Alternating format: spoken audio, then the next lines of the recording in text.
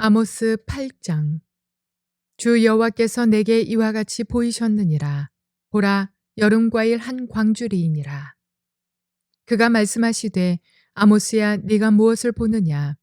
내가 이르되, 여름과일 한 광주리이니이다 하매, 여호와께서 내게 이르시되, 내 백성 이스라엘의 끝이 이르렀은즉 내가 다시는 그를 용서하지 아니하리니, 그날에 궁전의 노래가 애곡으로 변할 것이며 곳곳에 시체가 많아서 사람이 잠잠히 그 시체들을 내어버리리라. 주 여호와의 말씀이니라. 가난한 자를 삼키며 땅에 힘없는 자를 망하게 하려는 자들아, 이 말을 들으라. 너희가 이르기를 월삭이 언제 지나서 우리가 곡식을 팔며 안식일이 언제 지나서 우리가 밀을 내게 할꼬, 에바를 작게 하고 세계를 크게 하여 거짓 저울로 속이며 은으로 힘없는 자를 사며 신 한 켤레로 가난한 자를 사며 찌꺼기 밀을 팔자 하는도다. 여호와께서 야곱의 영광을 두고 맹세하시되 내가 그들의 모든 행위를 절대로 잊지 아니하리라 하셨나니, 이로 말미암아 땅이 떨지 않겠으며 그 가운데 모든 주민이 애통하지 않겠느냐. 온 땅이 강에 넘침같이 솟아오르며 애국강같이 뛰놀다가 낮아지리라. 주 여호와의 말씀이니라.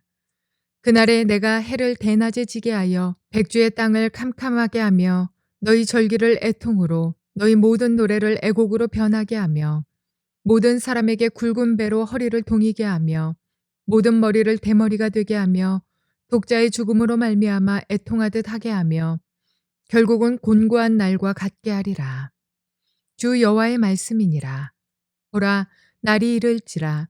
내가 기근을 땅에 보내리니 양식이 없어 주림이 아니며 물이 없어 가람이 아니요 여호와의 말씀을 듣지 못한 기갈이라.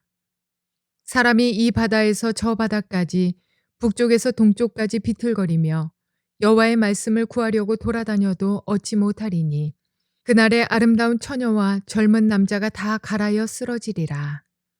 사마리아의 죄된 우상을 두고 맹세하여 이르기를 다나 내 신들이 살아있음을 두고 맹세하노라 하거나 브엘세바가 위하는 것이 살아있음을 두고 맹세하노라 하는 사람은 엎드러지고 다시 일어나지 못하리라. 좋은 날입니다. 성령님께서 오늘도 여러분들의 심령 가운데 큰 은혜와 평강으로 함께하여 주시기를 주님의 이름으로 축복합니다.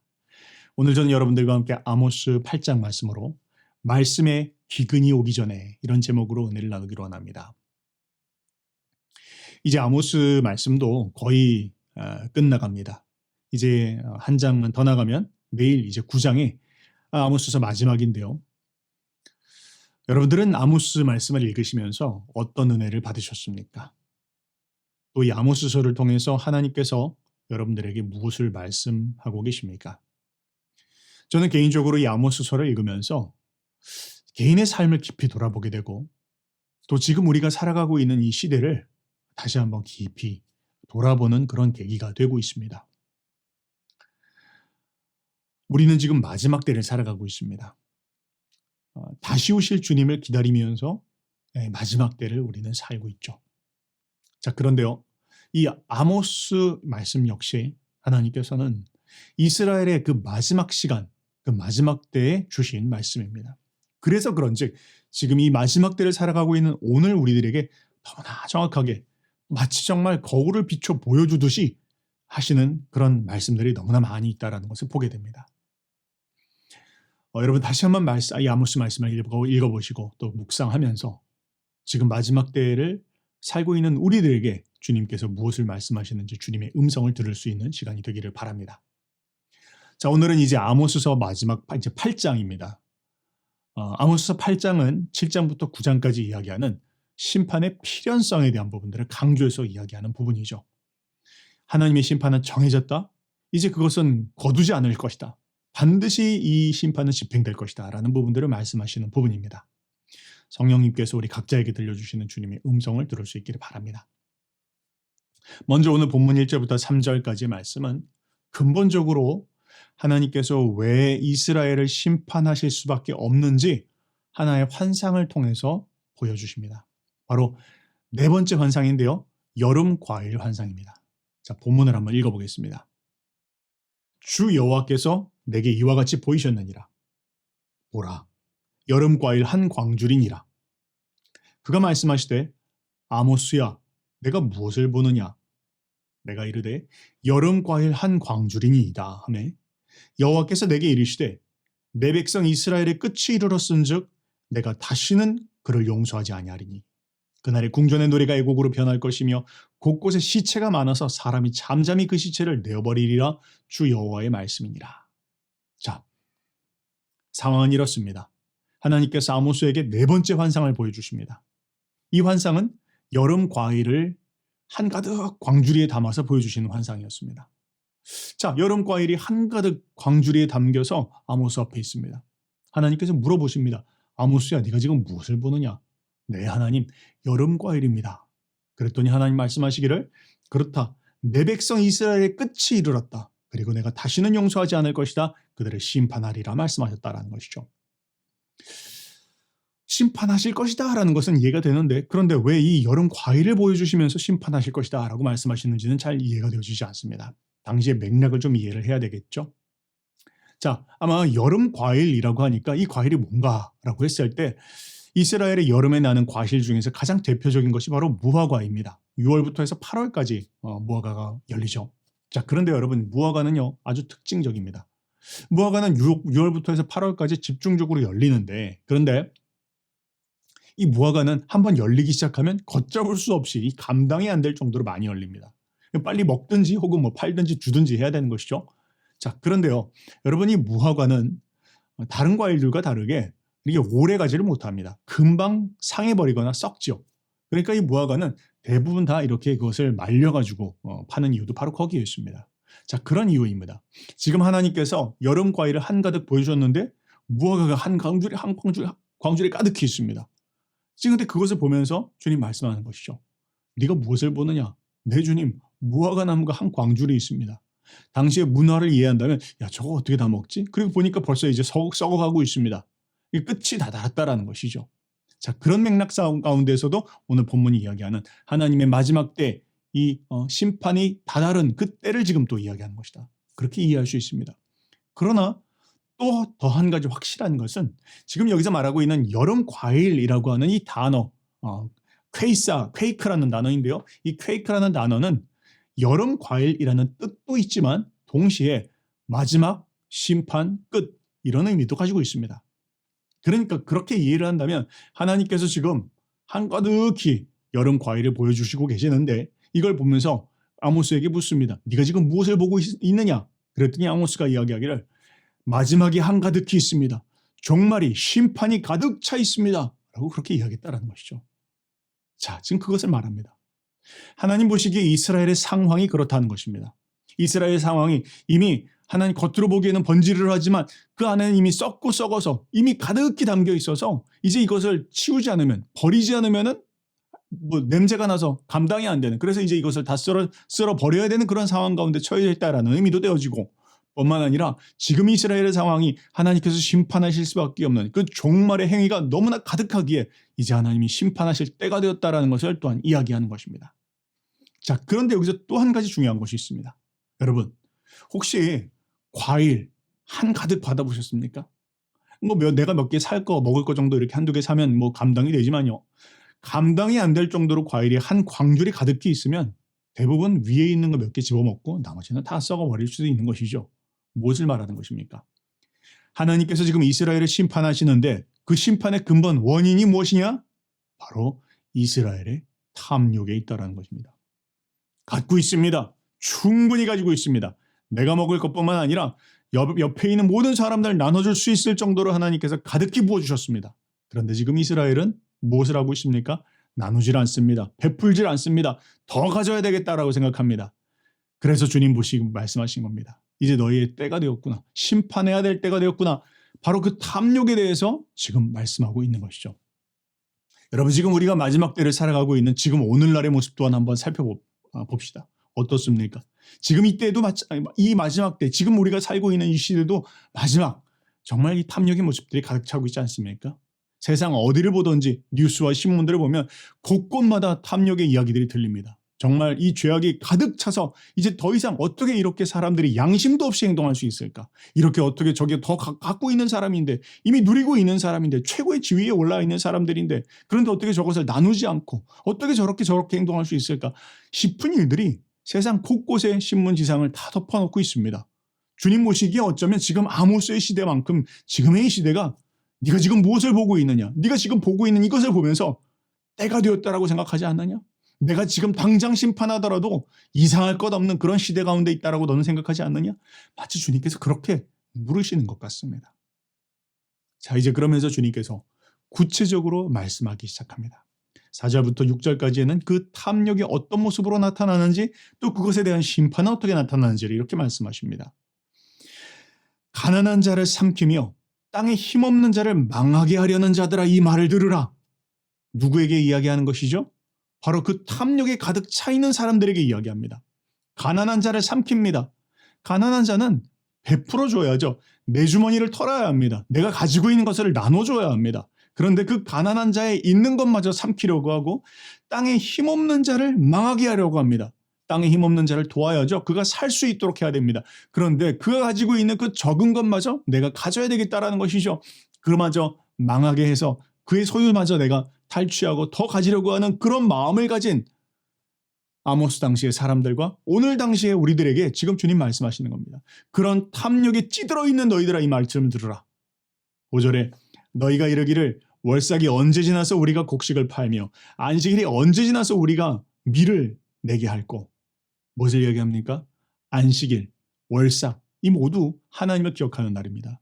근데 그냥 쉬는 날이 아니라 하나님께서 지난 한 달 동안 우리에게 공급하시고 베풀어 주신 것뿐만 아니라 앞으로 하나님께서 또한 베풀어 주실 것을 기억하고 기념하며 하나님 앞에 머무는 날입니다. 하나님께 감사하는 날이고, 하나님께서 일하신 것을 기억하는 날이고, 일해 주실 것을 기대하는 날이고, 그렇게 주님 안에서 머물며 안식하는 날이 바로 월삭이고 안식일입니다. 자, 그런데 지금 이 사람들은 어떻게 하고 있습니까? 그 월삭과 안식일, 하나님 앞에 머물러 있는 시간들이 아깝습니다. 아이고, 내가 지금 일하면 더 많은 돈을 벌 수 있을 텐데, 지금 내가 언제 나가서 장사를 할 수 있을까? 장사할 궁리, 돈 벌 궁리만 그 안식일 날 하나님 앞에 머물러 있어야 되는 그 시간, 그런 궁리만 하고 있다라는 것이죠. 자, 그러나 좋습니다. 그것도 괜찮아요. 뭐 그럴 수 있다 칩시다. 그러나 문제는 무엇입니까? 그들의 그 마음이 그냥 돈 벌 궁리만이 아니라 그것을 부조리하게 부정하게 벌려고 한다라고 지금 이야기하고 있습니다. 자, 이렇게 말합니다. 에바를 작게 하고 셰겔을 크게 하여 거짓 저울로 속이며 은으로 힘없는 자를 사며 신 한 켤레로 가난한 자를 사며 찌꺼기미를 팔자 하는도다. 무엇을 말합니까? 돈을 더 벌기 위해서, 더 큰 이윤을 얻기 위해서 속이자는 것이죠. 거짓말하겠다는 것입니다. 저울을 바꾸겠다는 것이죠. 그래서 내게 더 그 큰 이익을 극대화하기 위해서 양심조차 파는 일들도 서슴없이 하겠다라는 것을 지금 말하고 있습니다. 또한 은으로 힘없는 자를 사며 고리더금 같은 걸 했나 봅니다. 어쨌든 근데 그것을 갚을 수가 없습니다. 그랬더니 그를 그냥 은으로서 그 한 사람을 사버립니다. 사람의 가치를 사람을 사람으로 보지 않고 사람을 돈으로 바꿔서 보고 있다는 것을 말하는 것이죠. 또한 신 한 켤레로 가난한 자를 사며, 한 사람의 값이 그 신 한 켤레의 값보다 당연히 귀하지 않습니까? 그런데 그 신 한 켤레의 값조차 내지 못하는 그 사람의 상황과 딱한 상황들을 이해하면서 용서해 줄 마음이 없습니다. 자기는 지금 한 광주리를 가지고 있는데 말이죠. 그런데 그 한 사람의 값조차, 그 신 한 켤레 값조차 내지 못하는 그 한 사람을 아예 그것으로 노예를 사버립니다. 또한 말합니다. 찌꺼기 밀을 팔지 않은도다. 여러분, 찌꺼기 밀은 섞어서는 안 되는 것이죠. 먹을 수 없는 것입니다. 정상적인 밀을 팔아야죠. 근데 거기다가 찌꺼기를 섞는다? 먹는 것들에 먹을 수 없는 것들, 이런 것들을 섞어서 불법으로 팔고, 또 그런 것들을 사람들의 어떤 건강을 생각하거나 사람들의 상황을 생각하는 것이 아니라 내게 돈만 될 수 있다면, 내가 더 이윤을 얻을 수만 있다면 사람들이 어떻게든 상관하지 않겠다라는 그 비양심적인 모습들, 이것이 아모스 당시의 모습이고 오늘날 우리가 살아가고 있는 사회의 모습이다라고 지금 고발하고 있습니다. 자, 이제 이 모습에 대해서 하나님은 말씀하십니다. 나는 더 이상 두고 볼 수가 없다. 하늘아버지로서, 하늘의 재판관으로서 이 불의함에 대해서, 이 공의롭지 못한 너희들의 모습들에 대해서 내가 이제는 간섭하지 않을 수 없다. 주님 말씀하십니다. 7절에 이렇게 말합니다. 여호와께서 야곱의 영광을 두고 맹세하시되, 하나님이 맹세를 하십니다. 내가 그들의 모든 행위를 절대로 잊지 아니하리라. 뭐라고요? 내가 그들의 모든 행위를 절대 잊지 아니하리라. 여러분, 사회 가운데 벌어지고 있는 모든 불의함과 공의롭지 못한 것들, 정의를 잃어버리고 있는 것들, 사람들이 양심을 파는 그 모든 행위들 속성해하지 마시기 바랍니다. 하나님 말씀하십니다. 내가 그들의 모든 행위를 절대로 어떤 일이 있어도 내가 잊어버리지 않겠다. 반드시 보응하리라 말씀하십니다. 그러면서 이제 구체적으로 어떻게 심판하실 것인지를 말씀하시는데 8절에 이렇게 말합니다. 이로 말미암아 땅이 떨지 않겠으며 그 가운데 모든 주민이 애통하지 않겠느냐. 온 땅이 강에 넘침같이 솟아오르며 애굽 강이 뛰놀다가 낮아지리라. 중의적인 의미를 가집니다. 그 일로 말미암아 그런 하나님의 불의가 행해지고 있는 그 땅이 떨지 않겠느냐. 이 모든 피조물들이 불의한 자들이 행행하는 일들을 보면서 이 땅이 가만히 있겠느냐라는 것을 지금 이야기하는 것이죠. 살고 있는 자들이 애통합니다. 그리고 심지어는 이야기하기를 그 땅이 강에 넘침같이, 땅이 원래는 가만히 있어야 되죠. 그런데 강이 출렁출렁거리는 것처럼 땅이 움직이는 날이 올 것이다 라는 것을 말합니다. 지진을 이야기하는 것이죠. 아모스가 이렇게 예언하고 난 후에 2년 뒤에 큰 지진이 있었다는 것을 이야기했을 때 지금 아모스는 그것을 지금 이야기하고 있습니다. 자, 그러면서 9절은 또 이렇게 말합니다. 주 여호와의 말씀이니라. 그날에 내가 해를 대낮에 지게 하여 백주의 땅을 캄캄하게 하여 너의 절기를 애통으로 너의 모든 노래를 애곡으로 변하게 하여. 뭘 말합니까? 하나님께서 마치 이것은 계기일식 같은 것을 보여주는 것 같습니다. 땅이 캄캄해진다라는 것이죠. 대낮입니다. 그런데 사람들이 이제 하나님의 심판의 때가 다가왔다는 것을 볼 수 있도록 하나님께서 그렇게 상황들을 바꾸시면서 땅이 캄캄해지는 때입니다. 그런데 그냥 자연계가 캄캄해지는 것이 아니라 10절에 이야기하기를 절기를 애통으로 너의 모든 노래를 애곡으로 변하게 하며 모든 사람에게 굵은 배로 허리를 동이게 하며 모든 머리를 대머리가 되게 하며 독자의 죽음으로 말미암아 애통하듯 권고하는 날이 되게 하리라. 축제의 날입니다. 그런데 그 더 이상 축제가 아닙니다. 눈물을 흘리는 날입니다. 기뻐해야 될 날입니다. 그런데 그 기쁨은 사라지고 이제 슬픔만 남는 그런 하나님의 심판이 누구에게요? 가득한 한 광주리, 이미 하나님께서 넘치도록 주셨지만 그것을 나누라고 주셨지만 나눌 줄 모르고 탐욕 가운데 더 내 것을 취하려고 하는 그 개인에게, 그 공동체에게, 그 나라 민족에게 하나님이 이런 심판 내리실 수밖에 없다라는 것을 지금 말씀하고 있습니다. 우리의 모습을 한번 돌아봅시다. 지금 하나님께서 내게 주신 것, 그것이 물질일 수도 있습니다. 은사일 수도 있습니다. 권세일 수도 있습니다. 그 어떤 것일 수도 있습니다. 그러나 그것은 내게 주신 것이 아닙니다. 나만을 위해서 쓰라는 것이 아니라 우리 주변에 있는 사람들에게 나누고 베풀라고 주셨다는 거 우리가 기억해야 합니다. 여러분, 하나님은 사람을 어떻게 지었습니까? 하나님은 우리를 하나님의 형상을 따라 지으셨습니다. 우리를 통치의 대리자로 지으셨습니다. 하나님께서 우리 가운데 축복을 주셨을 때 우리는 하나님의 마음으로 이것을 누구에게 나눠야 될 것인지, 어디에 나눠야 할 것인지, 어떻게 배분해야 될 것인지를 하나님의 임무를 띠고 그 위임장을 받은 자들이 바로 인간입니다. 우리가 우리의 본 역할들을 다 하지 않고 야, 이거 다 내 것이구나라고 여기면서 창고에서 썩어나고 있는 것들을 보게 될 때 하나님께서는 그런 민족들, 그런 개인을 그냥 두시지 않으신다라는 것을 말씀하고 있습니다. 자, 이제 그런데 한 가지 더 말씀을 하십니다. 무엇입니까? 하나님이 내리시는 심판은 그냥 돈을 잃어버리는 심판이 아니라, 혹은 나라를 잃어버리는 심판도 아니라, 하나님께서 하시는 심판 가운데 가장 마지막 심판은 바로 말씀을 듣지 못하게 하는 말씀의 기근의 심판이 올 것이다 라는 것을 말씀하십니다.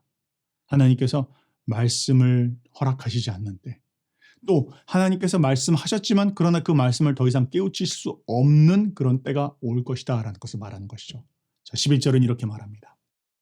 주 여호와의 말씀이니라. 보라, 날이 이를지라.